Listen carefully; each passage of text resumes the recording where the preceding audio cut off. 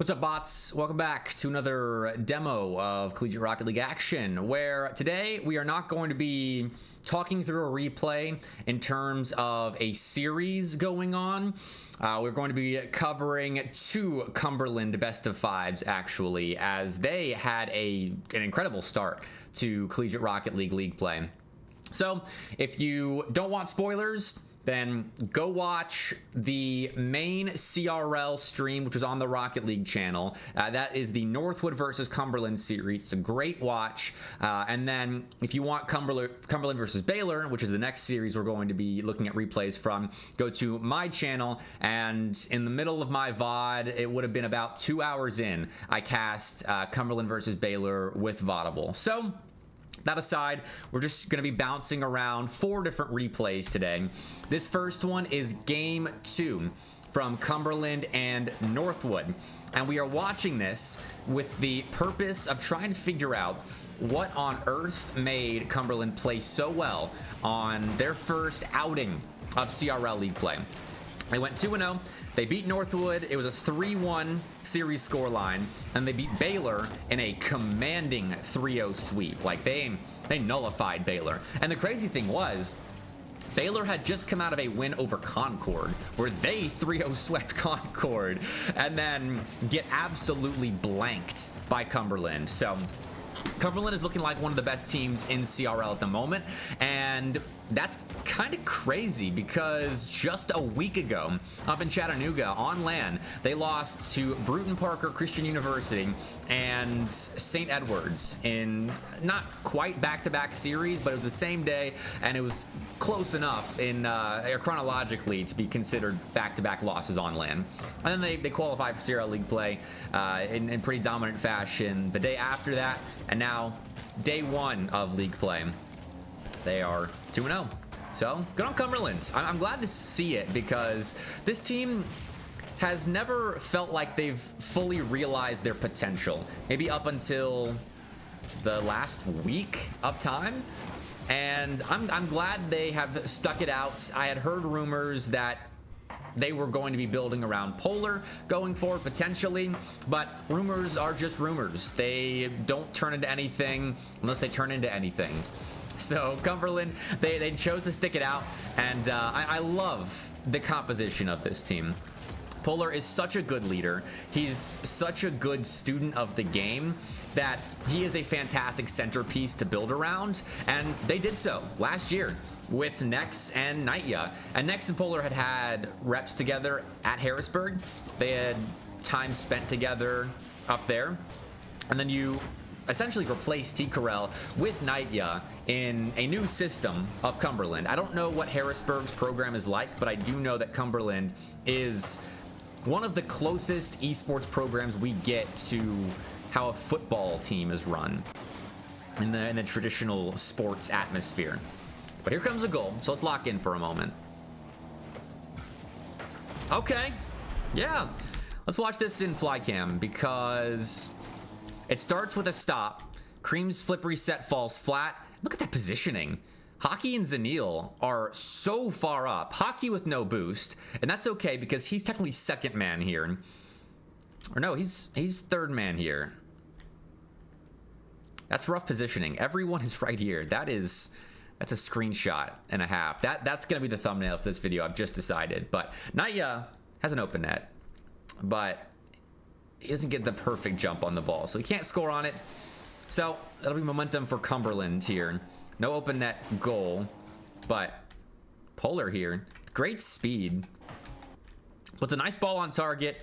Credit to Northwood for recovering from that crazy scrum in the Cumberland end.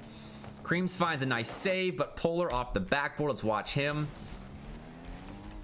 Get a nice little angle on it. And there is no one there to help Creams. Poor guy. Makes a good save. Tries to get back for the in and out block, but Polar punishes. And so we get ourselves a 1-0 Cumberland win. And let's watch some defense from the Cumberland boys. But as I was saying, this was a team put together January officially is when they started playing together. But I love Polar's gameplay. Nex has turned into kind of an all-around demon. Nightya's individual ability is something a lot of people will be familiar with if you follow the bubble scene, and he's had up and down days. I think he had too many up and down days in the spring for Cumberland to fully realize their potential, but Nightya actually is becoming their best individual player. And that is kind of what I think a lot of people expected out of him. I just think he was inconsistent enough to where Cumberland's could never get over the line in tournaments and in CRL. So, Nightya looks fantastic, and Nex in the Baylor series, and I'll point it out there again, looked like one of the most demonic midfield demons I've ever seen. Every challenge of his was a win. Although right there, that was Nightya and Polar on the back line surviving as Nex. That's take a little while to rotate back in, but not even necessary. Nightya and Polar do such a good job right there. Nex has been beaten again. So this is a series that I watch partied, but like wasn't fully paying attention to because I read Twitch chat and interact with everybody else while watch partying. It's more party than watching at times on my stream. I'll admit that. That's all right. CRL deserves a party going on. So Nex, I suppose, was not a midfield demon against Northwood, at least not in game 2. And you can see this was a 1-0 win, which I'm going to skip ahead because we don't get much action. Let's get to 0 seconds and see what happens in the final moments. Nex can kill here. It's the ball over Hockey, and that's actually it. That's all he needed to do. Hockey dove in. Nex beat him. And that'll be that. That is a now 2-0 series advantage for Cumberland. That was game 2. Now we're jumping ahead to game 4. So Northwood has just won. And I remember on stream I predicted Northwood reverse sweeping to game 5, but then losing in game 5 against Cumberland. So let's see how Cumberland avoid that. More rough reads from Northwood. Let's go one too far. So Zanil's covering the near side. Hockey could potentially help here. He tries to. He and Zanil both go. It's a decent 50-50 for Hockey, considering you have Creams in support, but Creams can't get to the ball. And Cumberland scored. Northwood just haven't looked like themselves. I don't know what's going on with them. I talked about this in the couple of Leslie versus Northwood replays that I reviewed, and it kind of bled into this weekend. I thought that was just like, it's the start of the season. Northwood's not motivated yet to win any CC series because it doesn't really matter until you get to the late season, as long as you beat the teams you're supposed to beat, which I suppose Leslie would have been a team that Northwood is supposed to beat, but I digress. They just haven't looked like themselves. And now, oh no, Zanil, look out. Look out, Nightya's coming for you. Look out, Zanil. Oh. It's not a bump goal. That was like Jaws, but if the shark just died before he started eating the boat. So this is a counterattack goal. Good flick over. Nex and Polar together. Ooh, setting up a quick hit. That's nice. So Zanil's got agency here in offense. He can set up possession for his boys because he's got Creams in tow. Potential second man. Hockey's all the way back, so he will have to either use Creams or do work himself to get possession here. Instead, though, he tries to play the ball over Nightya, and that actually probably should have been a goal. Nightya made a pretty bad read here. He rotates back near side, doesn't challenge here. Maybe hoping Polar will? Not sure, but Zanil had a chance to score there, and instead it's a 2-goal swing. Instead of it being 1-1, that's a great play from Nex, and it's 2-0. So again, Northwood not able to punish mistakes, not making great reads like they normally do in defense. Now, what?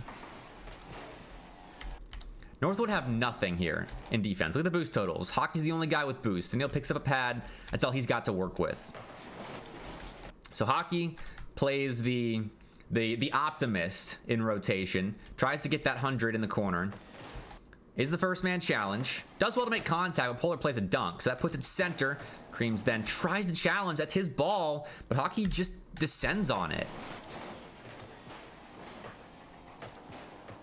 Yeah, he's not trying to make contact, and that confuses Zanil as well. And now it's recovery mode for Northwood.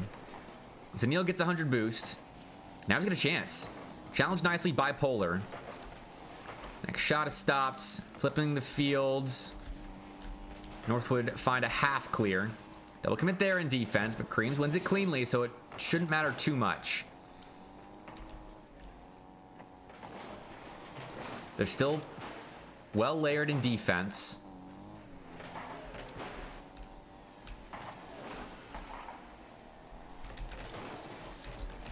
And so that forces a retreat. Good on Northwood there for recovering.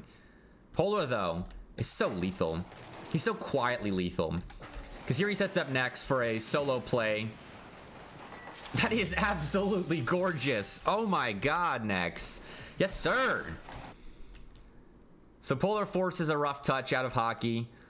And Cream's rotating back. Sneel is down in the offensive end. And so Nex has space here. He's fast enough to beat Zanil, who tries. He makes a good read here trying to interrupt this solo play. But can't get to him. Nex plays through him, gets the flip reset, and scores in the faces of Zanil and Creams. Absolutely beautiful. Then we get a kickoff sequence that Northwood survive. And whoa, I'm out of position. Creams forces some pressure on the goal line there. Zanil fakes one and finishes the play off with a goal. But nothing else for Northwood here. Let's see the saves that Cumberland make to keep their 2-goal lead intact. Because this is game 4. This is a closeout game for Cumberland here. Just a Nightya stuff as the front man forward. Nex will clear. Transition out. Just killing time right now. Although, Zanil's got space. He's the guy you want on the ball in this kind of spot. But Polar takes the ball away from him. Zanil can't turn that immediately, but still is actually given the ball. Northwood are setting up space in offense at least. Just can't quite put the pieces together. That's a rough pass. Trying to force a little bit too much. And at this point, it's just not happening. Let's see what the save is. 10 seconds now. Nex essentially wins it with that 50-50. And it's just a pot shot. Cumberland beat Northwood on the mainstream as well in front of everybody. Just to show everyone that Northwood is back, baby. Not that they ever really left. They had one bad day on land last weekend. But let's watch them play Baylor. Because this was a series that I had pretty high hopes for in coming into it. Battle of the Undefeateds. Baylor just finished up beating Concord to 3-0 sweep. Cumberland had beaten Northwood about an hour earlier. They had some time off in between series. But, man, did Cumberland make Baylor look like a non-lethal threat. There. Nex wins a clean 50-50. He's the guy I want to watch here because he was the X factor. He was the X factor in offense, just on the ball in that Northwood game we just watched. Here he was the X factor at the midfield line. So he's got one clean 50 win. There, I think I'll give him the win because it was awkward enough where Baylor couldn't pounce on it. So that's 2 50s, 1 at the midfield line. We're going to keep count here. And this is game 1, by the way. I don't think I mentioned that. All right, third 50-51. Now getting back. He has to support Polar here. Who will challenge first. Fourth, challenge 1 pretty dominantly. Centers it. A little bit too much venom on the ball. It's all good. Polar again, challenging well. But Hawkser's moved up. He read the play nicely. And a double here prevents Cumberland from jumping on possession. Because Baylor still have good pieces in place. Still got Andy to Hawkser. JT did have a rough series, though. He had a great series against Concord, and then unfortunately was forced into back-to-back double-digit score performances by Cumberland here. What do we got? 4 50s, 1 for Nex. Make it 5 there, because that was sent right at JT. And I will stretch some of these 50-50s in order to complete my narrative, but there he is forcing in offense a great shot on target and the opening goal. Although Polar with that demo disrupted. Yeah, because JT spawns in front of Hoxer. Ends up kind of bumping him. And so next just have to put that ball far side. Does so well. And that'll be 1-0 Cumberland.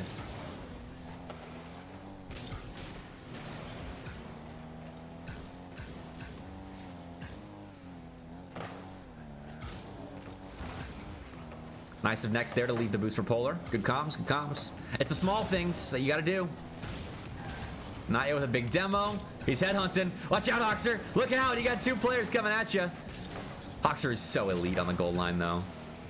He's so good.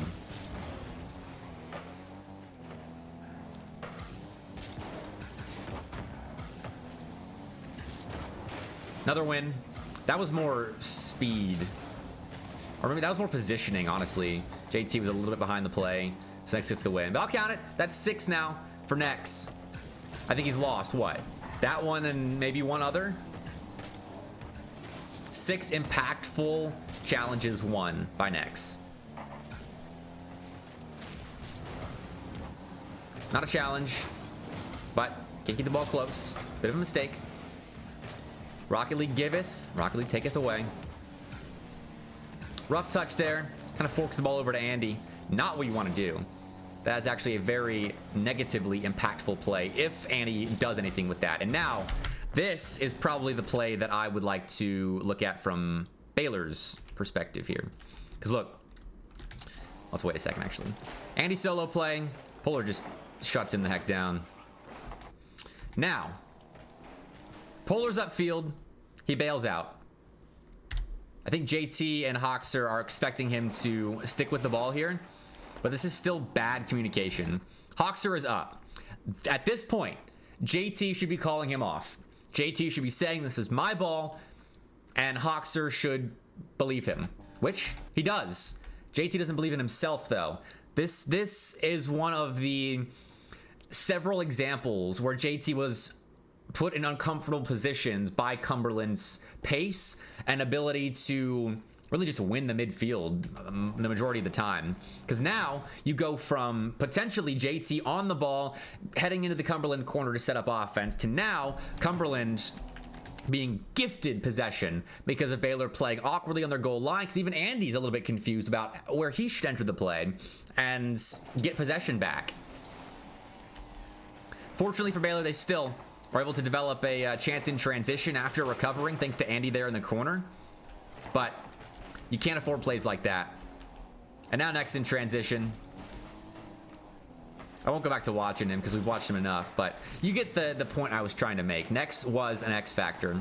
And I forget who told me this, but someone was talking to him at the Chattanooga LAN last weekend, and he was saying that when he is playing his game or when he's on point, he is, or Cumberland is, maybe the or one of the best teams in CRL. That's what he said. And I'm inclined to believe him now after his performance against Baylor and how good overall Cumberland looked against Northwood. But look at this. Clean beat. Just saying. Clean beat there over the top. And JT is unfortunately put into a spot where he doubles that ball down for Polar. And you get the idea here. We'll watch the third goal, and then we'll jump through game 4 since we're encroaching upon 20 minutes already. Polar flicks. Naya bumps JT. Hoxer is at the mercy of wherever Nex places that ball. Overall, great play. We'll head to the next one. This was another shutout win for Cumberland, by the way. And we'll skip through. I just want to honestly show... We'll show the sequence in defense that then potentially leads to possession. We'll see. Another good challenge by Polar. He was great in the defensive half at challenging and interrupting Baylor plays. Now JT, he's got agency, and that's not a bad play, potentially, if that ball has more momentum on it. You can see his mindset is still stuck in, sometimes, the headhunt mode. I need to find a demo so that Andy and Hoxer can score for us. And I think here he kind of reverted back to that after Cumberland stifled him. There, doesn't work out. And now Nex is causing confusion. Andy and Hoxer kissing there at the midfield line. You don't want to see that in the middle of a match.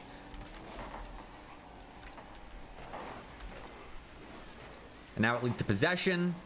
Polar beats 2, sticks with the play, sets up Naya for a backboard shot that'll give Nex, again, lots of options on that shot. Andy has to dive, and he is at the whim of Nex. Let's do the same thing. Look at the spacing on the save to then goal on the timeline there. Almost identical. So, Hoxer will create space. Andy off the sidewall. Great stop by Polar. Naya forcing them wide. Polar covering the backside post. It's a scrum for possession. Cumberland win out. They've got boost control. Polar here. What was that? Hold on.